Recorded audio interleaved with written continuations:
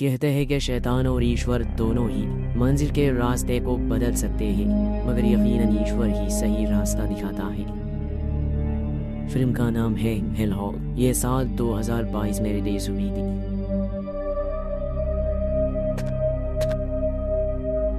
Poland, सन 1957। शुरुआत होती है एक प्रीस्ट से जो काफी डरा हुआ था। वो एक बच्चे को लेकर चर्च के अंदर दाखिल हुआ। उस बच्चे के सीने पर एक निशान था। प्रीस्ट के हिसाब से ये बच्चा जहन्नुम से आया एक शैतान है। वो एक प्राचीन खंजर निकालकर उस बच्चे को मारने ही वाला था। तभी उसे रोकने के लिए पुलिस आ गई। आज चांद ग्रहण भी था। प्रीस्ट बार बार कह रहा था कि तुम लोग नहीं जानते ये क्या है, मुझे मत रोको।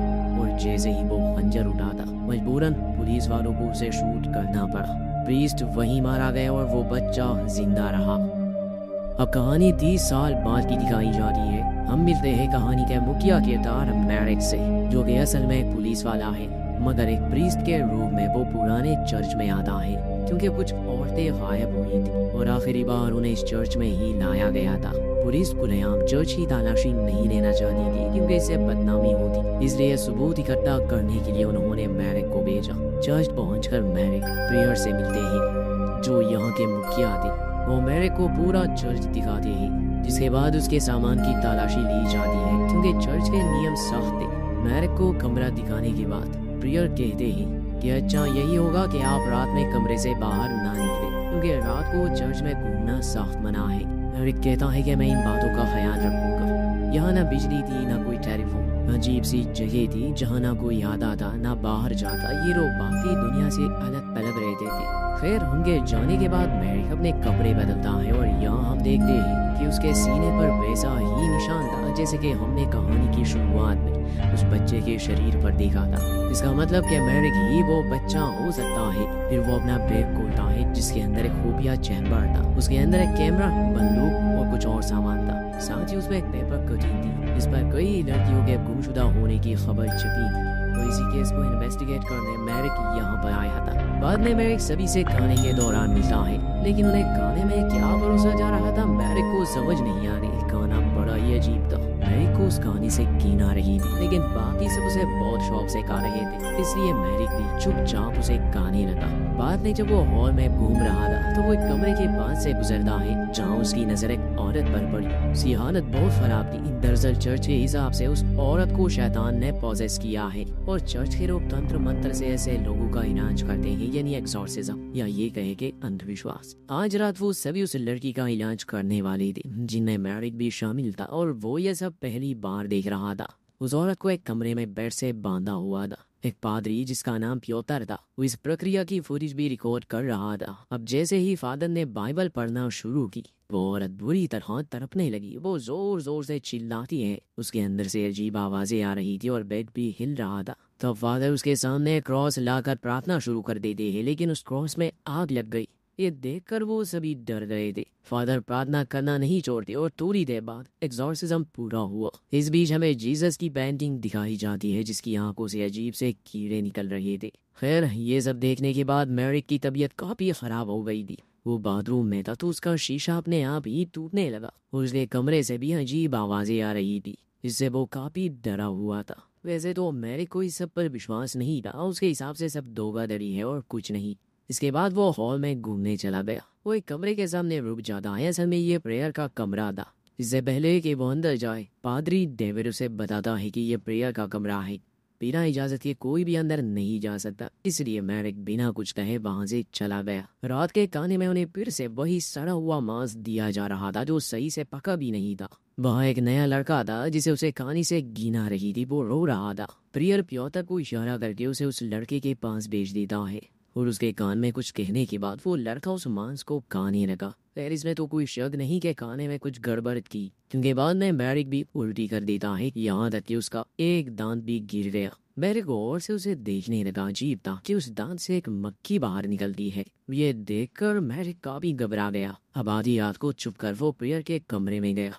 कमरे के अंदर एक खुफिया दरवाजा था जहाँ बहुत सारी टेप रिकॉर्डिंग्स पड़ी हुई थी। ये उन लोगों की रिकॉर्डिंग्स थी जिनका अब तक ये लोग एक्सॉर्सिज्म कर चुके थे। इसके अलावा वहाँ शराब की, म्यूजिक कैसेट्स और अडल्ट मैगजीन भी पड़ी थी, जिसका मतलब कि ये लोग बस धार्मिक होने का दिखावा कर रहे हैं। इसके बाद मैरिक उस जगह जाता है जहाँ उस लड़की पर एक्सॉर्सिज्म हुआ था। वहाँ बेड के नीचे उसे एक सिरिंज मिलती है, यानी उस लड़की को नशा दिया गया था या फिर कोई ऐसी चीज जिस वजह से वो पागलों जैसा व्यवहार कर रही थी। फादर ने जो क्रॉस इस्तेमाल किया था वो दरअसल एक लाइटर था और वहाँ एक बटन था जिससे बेड हिलता था। मतलब जो भी हुआ वो नाटक था, मगर वो लड़की असली थी, वो एक शिकार थी। इससे मैरिक समझ गया कि जो लड़कियां गायब हुई यहाँ के लोगों ने ही कुछ किया उनके साथ। अगली सुबह जब सभी प्रार्थना करने के लिए जमा हुए थे तो प्रेयर मैरिक को प्रार्थना करने के लिए कहता है। शायद उसे मैरिक पर शक हो चुका था। मैरिक कोई फादरी तो नहीं था। वो इंग्लिश भाषा में प्रे करने लगा तो प्रेयर उसे लैटिन भाषा में प्रार्थना करने के लिए कहता है जिसमें मैरिक अटक रहा था। इसलिए उसकी जगह पियोतर प्रे करते हैं।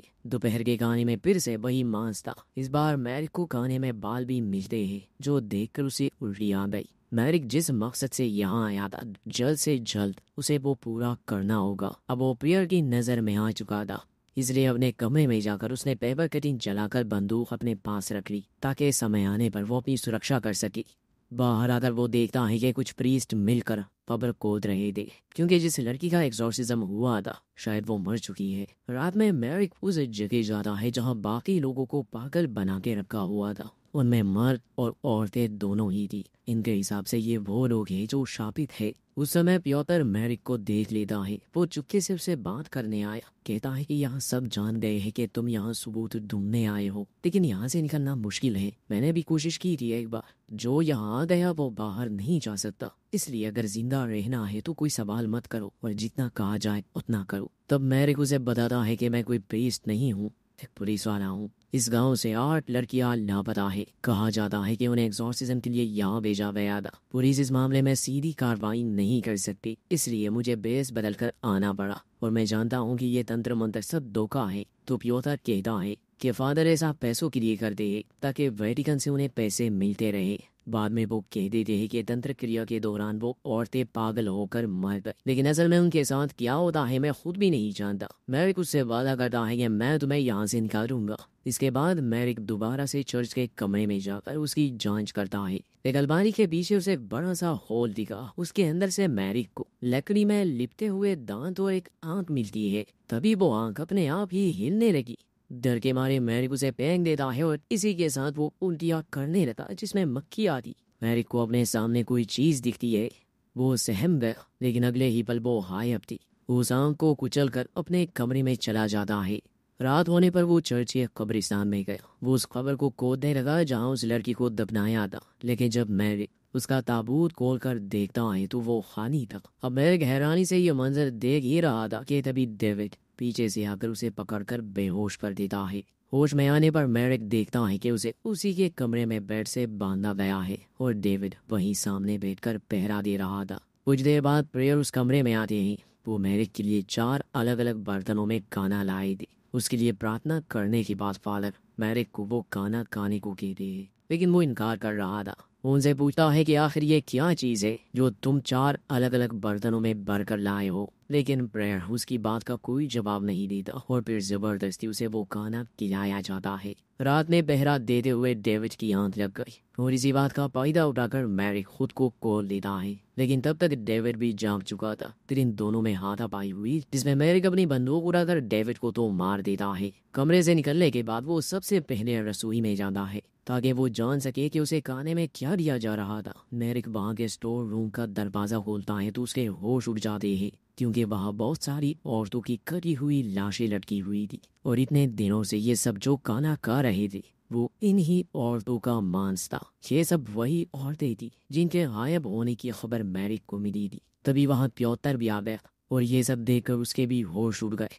पियोतर मैरिक को अपने साथ चलने को कहता है। उसे खुफिया रास्ता मालूम था, लेकिन उससे पहले वो उसे लाइब्रेरी में ले आया, क्योंकि कुछ ऐसा था जो मैरिक से जुड़ा था। एक प्राचीन किताब में एक बच्चे का जिक्र था। एक राक्षस का जन्म होगा जब ग्रहण लगेगा और ये 800 सालों में सिर्फ एक बार ही होता है। उसके पैदा होते ही उसे मारना होगा, जिसके लिए एक खंजर और प्रार्थना की जरूरत होगी। लेकिन अगर उसे सही समय पर मारा नहीं गया तो ये शैतान 7 पापी औरतों को मारकर एक निर्दोष औरत का खून पिएगा और इस प्रक्रिया के पूरा होते ही वो शैतान अपने असली रूप में आ जाएगा, जिसके बाद उसके कहर से इस दुनिया को कोई नहीं बचा सकता। पियोतर मैरिक से कहता है कि यहाँ सबको लगता है कि तुम ही वो शैतान हो और इतने दिनों से खाने के बहाने तुम्हें इन्हीं 7 औरतों का मांस खिलाया जा रहा था ताकि तुम्हारे जरिए वो नर्क में रहने वाले शैतान को बाहर ला सके। उस किताब में शैतान का एक चिन्ह भी था और ऐसा ही एक निशान मैरिक के शरीर पर भी है। अब ये सब जानने के बाद ये दोनों यहाँ से भागने का सोचते हैं।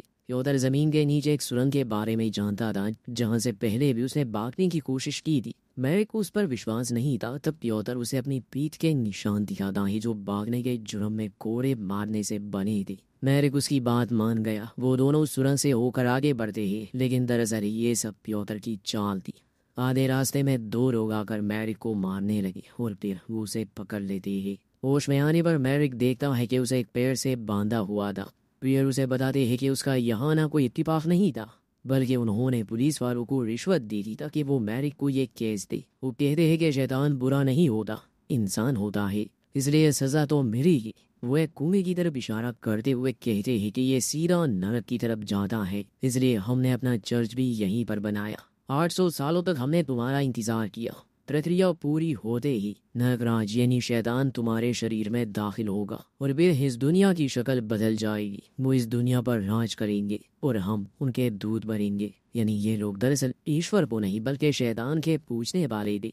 थोड़ी देर बाद ये लोग उस निर्दोष लड़की को लाकर उसका गला काट देते हैं क्योंकि उसका खून मैरिक को जो पिलाना था। वो सब भी उसका खून एक एक करके पीने लगे, जिसके बाद प्रियर मैरिक को उसका खून जबरदस्ती पिला देता है।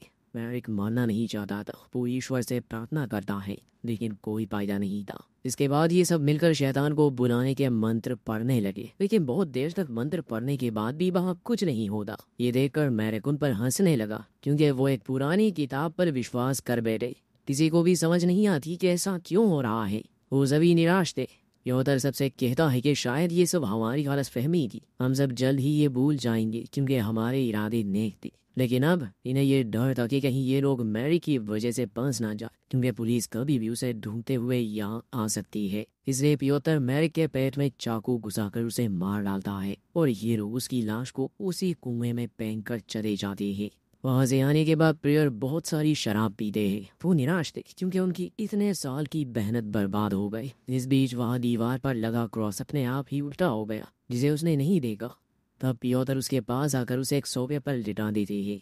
फादर कहते हैं कि मैं आज शैतान का दूत बनने वाला था, लेकिन अब देखो मैं कुछ नहीं। तब पियोतर प्रियर के मुंह पर तकिया रखकर उसकी जान ले लेता है। शायद पियोतर को उन पर गुस्सा था क्योंकि उसने उन सभी की जिंदगी बर्बाद की और उसके कहने पर वो बिना कुछ सोचे समझे ये सब कर रहे थे। उन्हें मारने के बाद पियोतर सबसे झूठ कहता है कि ज्यादा शराब पीने से इनकी जान चली गई। इसके बाद ये लोग उन औरतों के शरीर को भी जला देते हैं जिनको इन्होंने मारा था, ताकि अगर पुलिस इस जगह आए तो उन्हें कोई सबूत ना मिले। तभी हम देखते हैं कि प्रियर के शरीर से एक मक्खी बाहर निकलती है जो वहां से उड़कर उसी कुएं में जाकर मैरिक के लाश में चली गई और तभी मैरिक जिंदा हो जाता है। धीरे धीरे उसका शरीर किसी और चीज में बदलने लगा। इस बीच सभी पादरी प्रियर के लिए प्रार्थना कर रहे थे। तभी हम देखते हैं कि पियोतर का शरीर धीरे धीरे हवा में उड़ने लगा और फिर उसका शरीर पूरी तरह से मक्खियों में बदलकर गायब हो जाता है। तभी उस सुरंग से एक भयानक राक्षस बाहर आते हुए दिखाई दिया और ये और कोई नहीं बल्कि वही शैतान था जिसे ये लोग बुलाने की कोशिश कर रहे थे। हम बाकी पादरियों के शरीर भी एक एक करके उल्टा लटक जाते हैं और यकीनन उनकी भी भयानक मौत हुई।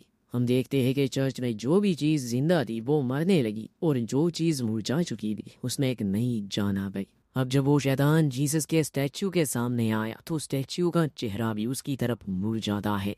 चर्च के बाहर सब कुछ उल्टा था और आसमान से वही काला पदार्थ चर्च के ऊपर गिरने लगा। शायद ये जहन्नुम का दरवाजा था जो अब खुल चुका है। और इसी के साथ द हेल हॉल नामी फिल्म का अंत होता है। दोस्तों, ये फिल्म नेटफ्लिक्स पर अवेलेबल है और हॉरर जॉनरा में ये काफी बेहतरीन मूवी है। देखने का मौका मिले तो देखिए जरूर।